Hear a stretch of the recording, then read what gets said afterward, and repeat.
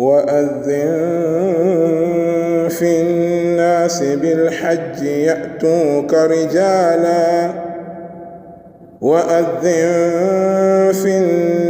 يأتوك رجالا وعلى كل ضامر يأتين من كل فج عميق.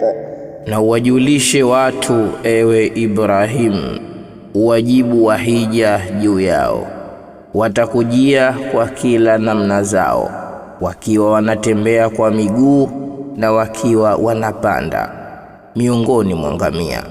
Kila aliambata matumbo kwa kutembea na kufanya kazi na sio kwa udhaifu, watakuja kutoka njia ya mbali.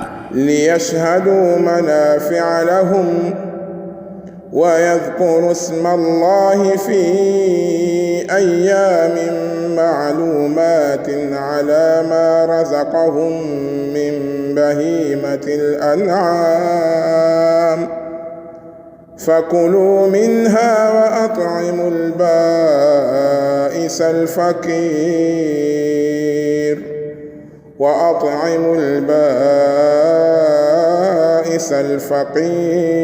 al-faqir.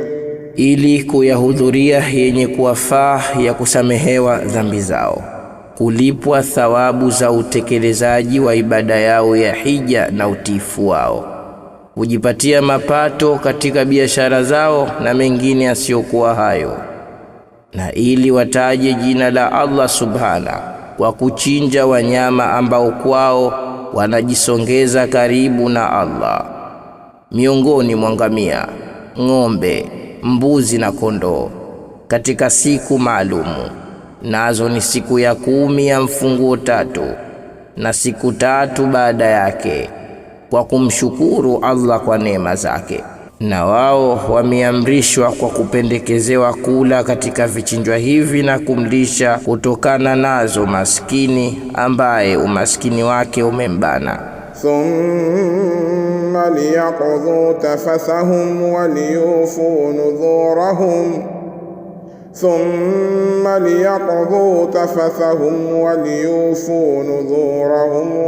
وليطوفوا بالبيت العتيق.